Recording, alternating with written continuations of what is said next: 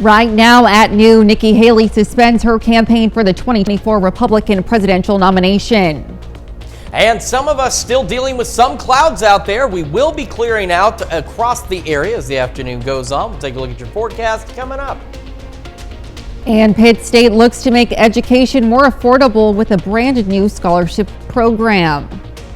The 4 states' most watched news starts now. We have some breaking news today as Nikki Haley suspends her presidential campaign. This is KOAM News at noon. I'm Elise Noe. The announcement comes after losses on Super Tuesday. The decision by the former South Carolina governor and UN ambassador Wednesday will leave Donald Trump as the last remaining major candidate for the 2024 Republican nomination. Haley is not planning to endorse Mr. Trump in her Wednesday announcement. Last night was a pivotal night in the presidential primaries. 15 states and 1 territory voted on this Super Tuesday. Oklahoma was among them. Donald Trump continues his dominance among the Republicans in this state as Nikki Haley finished Tuesday in a distant second, resulting in her suspension of her presidential campaign. Among Democrats, President Biden did face a handful of challengers in Oklahoma, but the incumbent president is the overwhelming choice of Democrats in the Sooner state. Some Libertarian candidates also competed for a spot on Oklahoma's November presidential ballot. Chase Oliver is the winner. We asked a number of voters in Miami what drove them to the polls yesterday for Super Tuesday. Specific concerns included border control, the economy, and gas and grocery prices. But not everyone is in agreement on the issues. We've just got an open border and we've got all these guys coming in. We've got more crime in the country. We've had all these problems due to the fact that we can't close the border. We need migrants. That's how our country's going to grow. And if we don't, then we're going to stagnate. While KOAM's team didn't ask voters who they voted for, some chose to share their thoughts, and former President Donald Trump was the most mentioned. And we've got some clouds out there for some of us, but as you can see on the Skywatch Storm Tracker, not everybody's still socked in with clouds, and these clouds are making an impact, of course, on temperatures across the area. But because if you take a look at that sharp divide on these clouds, it's making for a sharp divide on some temperatures out there. Yesterday started at 40, it's a bit above average. High though, 57, so only a degree off of where we are supposed to be for this time of year. Take a look at the difference this makes. 51 in Joplin, cloudy skies right now, and then look at the sun shining just south of Pittsburgh. Beautiful day, sunny skies, you can see the blue skies, and it's 58 over there. And that same thing, you can see the darker the blue colors, if you will, of where the clouds are, and you can see where they're hanging out as temperatures are in the low 50s, and everybody else surrounding those thick clouds are into the upper 50s. We do have some thunderstorm chances on the way, and of course, to stay ahead of the day's weather and keep up to date on everything you need to know, just download the KOAM Skywatch weather app. It's like having the entire weather team in the palm of your hand. Thunderstorms on the way starting tonight and lasting for the next 2 days. We'll have a complete look at that forecast here in just a few more minutes. Elise? All right, thanks, Chris. Kansas Governor Laura Kelly announces more than $14 million in funding to improve 37 airports in the state. In our area, the Atkinson Municipal Airport in Pittsburgh will receive $135,000 to replace its automated weather observing system. Chanut's Martin Johnson Airport will use $180,000 to install chain link fencing with barbed wire as wildfire barrier. And in Iola, the Allen County Airport has 2 projects in the works totaling just under $665,000. The first for the design and the second for the construction of a drainage and earthwork project for a parallel taxiway at the airport. One area of business is stepping up to help those facing food insecurities. Toast, located near the intersection of 4th and Broadway in Pittsburgh, launched Spread the Loaf in November. Its purpose is to bake bread and to give it to those facing food insecurities. They work with area food banks to help distribute the bread to those in need. We've seen other bakeries in Kansas City or other areas that have done something similar. They called it neighborly loaf or community loaf or something. We're like, that's a good idea. Theirs is based more on individuals being able to buy another individual bread. We thought there's probably a bigger need in, the local food bank, so we kind of co-opted that idea and transformed it into what we're doing. So it means bringing, fresh, locally sourced bread to about 20% of our folks who are suffering from food insecurity in Crawford County. So it means a lot. It's a huge thing. Even if you can't spread the loaf yourself, you could share, and that's also spreading the loaf. So spread the love in any way you can. One loaf or 500 loaves, whatever you want to do. Close to 500 people have benefited since they started in November. If you want to help, there is a link on their Facebook page. Some Pitt State social work students are raising money for local organizations. The 5 students raised money by selling cookies and collecting donations. Those funds will support buying fentanyl test strips for the Wesley House and the Community Health Center in Pittsburgh. The Wesley House will also receive feminine hygiene products. A portion of the funds from the event will also go towards school supplies for Pittsburgh Westside Elementary. Well, coming up, the Carthage School District hits a home run as it breaks ground on a new baseball field. And later, we're making award-winning mac and cheese in the Mr. Food Test kitchen. The Crawford County Historical Museum hosted an open hooking with hooks and loops event today in partnership with Primitive Rug Hooking. Rug hooking is a fiber art craft that pulls strips of cut wool through linen backing. The newly formed open rug hooking group was open to the public to come observe and learn about the craft. Pitt State looks to make education more affordable with a brand new scholarship program. The school says the idea behind the Great Gorilla Scholarship Program was to remove hurdles for students seeking a college education. Most notable, an ACT test score is no longer required. Awards are based only on GPA. The Great Gorilla Scholarship Program begins this fall. Pittsburgh High School Theater raises the curtain on its spring production. The Lightning Thief, the Percy Jackson musical, is an adaptation of the best-selling book, The Lightning Thief by Ro Riordan, and features an original score by Rob Rokicki. One cast member said it's good to play the bad guy.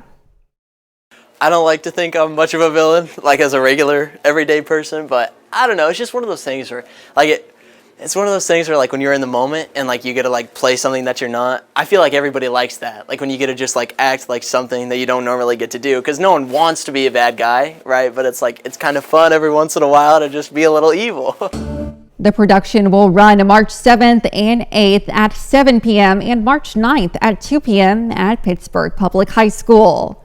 After years of talking about bringing a baseball field back to Carthage High School campus, the school district yesterday broke ground. KOAM's Amber Jenkins has more. And I just think all around it will bring us together more as a better team. Phase 1 of the Carthage High School baseball field is underway. With the podium representing home base, the players are eager to have a home field on campus, and the coach says this should improve practice time. One exciting thing is the fact that we will be closer to home. We're steps from the high school, so that does save some practice time and just helps with the logistical issues. The baseball team has been using Carl Luton Stadium for practice, but with the $1.2 million+ stadium on the horizon, players are excited to practice on new turf. I feel like a lot of people play on turf fields, and we didn't have that to practice on. And so us practicing on a turf field will help us control the hops better, and I feel like it will help us a lot. They're focused on the task at hand right now, and yes, they're excited about being out on a turf field, but they also know that there's a season to play, and their focus is on that right now. But it's not just the high school baseball team that has plans for the new stadium. Other groups will also use the field, including kids, before they reach high school. We're trying to build a program that recruits students from young age up, and so the young kids can come and watch Carthage Tiger baseball right here at home, grow up watching Carthage Tiger baseball, and then when they get to high school, they'll be excited to play on our home field right here on campus. Reporting in Carthage, Amber Jenkins, KOAM News. Phase 1 and 2 of building the new baseball field is expected to wrap up in September, right in time for the next baseball season. Still to come on KOAM News at noon, Mr. Food. The dish we're making today is an award-winning spin on a golden classic, and it's just in time for the Oscars. But first, we are tracking thunderstorm chances as we head into tonight, tomorrow, and Friday. We're going to break it all down when the KOAM News at Noon returns. Welcome back to the KOAM News at Noon. So, I know you're seeing the clouds. I know some of you, it still looks dark. It still looks dreary like it does on the MoDOT camera there at 32nd and Range Line. There's a fine line of clouds, and they are rolling out of here, and there's a sharp distinction from clouds to sunshine, and it's a short distance you have to travel. This is the MoDOT camera at 32nd and Range Line, actually positioned in a way I have not seen them position it before. It is zoomed in looking west, so this is 32nd in Arizona that we're looking at right here, but even though you can't see the sky up there, you can see there's no sunlight out there.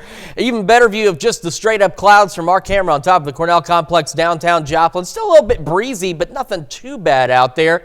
And the KDOT camera south of Pittsburgh at Kansas Crossing, we are getting sunlight. And in fact, here at the station, it's really neat. If we go look out the newsroom windows, you can actually see the divide of clouds. Like we're right under them, and then you see where they cut off immediately to our north. So from the Joplin perspective, it's still cloudy. It's 51. Feels like 51, east breeze at 11, but we head over to Pittsburgh. There's the shadow from the sign, the telephone pole. We've got sunny skies. If you look, there's the blue skies, 58. Southeast breeze at 11. And it's just not that far. I mean, I know if you're in the car, it seems like it's a long drive. It's really not that far from Joplin to Pittsburgh, and that's the distinction we're getting. And you can see where this batch of clouds is, where some of these temperatures are still in the low 50s, while everybody else around you is into the mid to upper 50s out there. So they are having an impact on our temperatures. Now, the clouds will still clear out, so don't worry. We're going to get sunshine.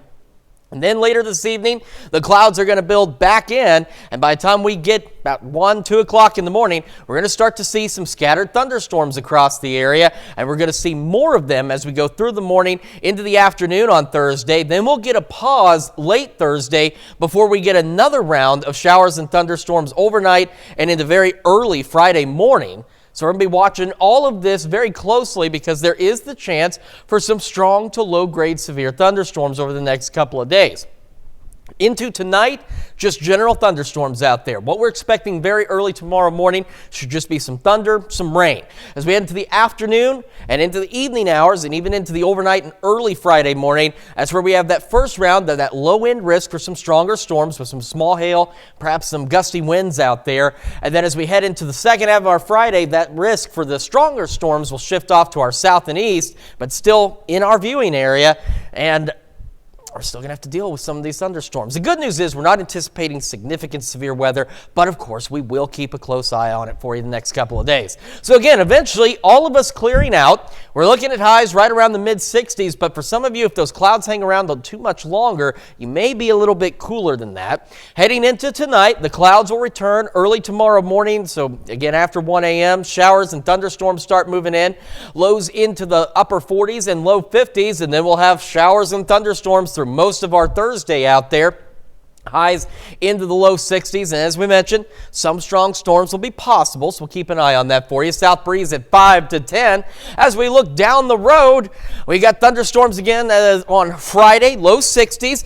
Lingering showers by Saturday morning. We're a little cooler out there as well, low to mid 50s. Then we clear out, a bit warmer to kick off the next week, ahead of some additional shower and thunderstorm chances by next Wednesday and Thursday. So we're getting some much needed rain, and what's nice is it's not going to hamper the weekend either, so you'll be able to get out and enjoy, and then it'll rain while you're at work, and that's the perfect time for it to do that. It's perfect. Perfect time, and I'm ready for the clouds to go away today. But oh, me too. I'm ready for at least a little bit of sunshine. Just a little bit of sunshine. All right. Thanks, Chris. Well, stick around. We're making award-winning mac and cheese in the Mr. Food Test Kitchen. We'll be right back.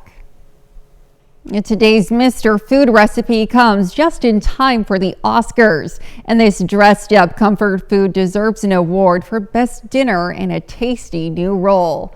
Howard is showing us the recipe for award-winning mac and cheese in the Mr. Food Test Kitchen. With the Oscars coming up this weekend, that means Hollywood is abuzz as it gets ready for one of the biggest nights of the year. And while those who will be walking down the red carpet are still deciding which designer to wear, Teams of chefs and party planners are kicking into high gear, getting ready for all those fancy black tie parties.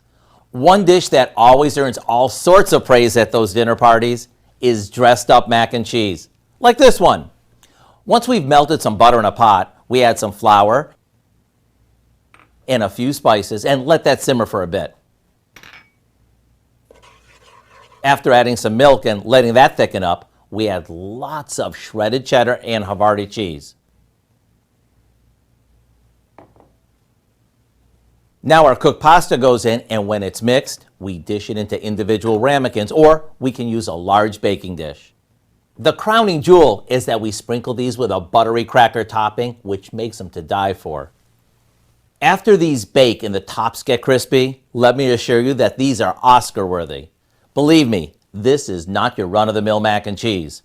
I hope you'll go online and get the recipe for our award-winning mac and cheese so you can host your very own Oscar dinner party without having to get all dolled up.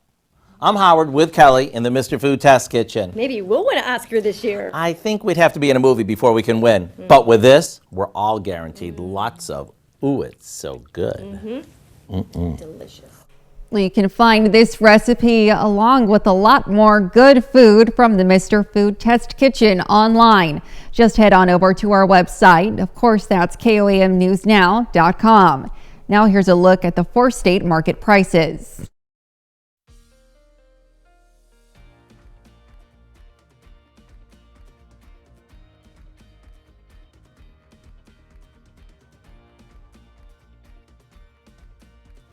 All right, we're going to be clearing out this afternoon. Showers and thunderstorms after midnight tonight, and they will continue through Thursday and Friday. A reminder, some of the storms Thursday and Friday could be strong, low-grade severe with some hail and gusty winds, so we'll keep an eye on that for you. We will clear out by the weekend and warm up again next week with more showers and storms by next Wednesday and Thursday. All right, wonderful. We definitely need some more sun to come back after this morning. Things are budding and blooming out there, and they would be a lot more if some more rain and sun. Absolutely. And Dow, what do you have us for tonight? Well, a lot coming up at 5. For starters, scams are on the rise, resulting in financial losses for a lot of people. We're going to take a look at which scam is costing Americans the most money. Plus, Pittsburgh State University announces a new initiative in partnership with Kansas City University Joplin that's set to begin this fall. And Joplin City officials break the ground today at Joplin Regional Airport as they prepare for construction of what they call the Fire Building Project. Hope you join us for those stories. A lot more, of course. It's coming up today, KOAM News at 5. Of course. Well, thank you so much. Lots to look forward to tonight, Dow. And that's the news for now. Thank you for joining us on KOAM News at noon. We'll see you back here at 5. Until then, have a great rest of your day.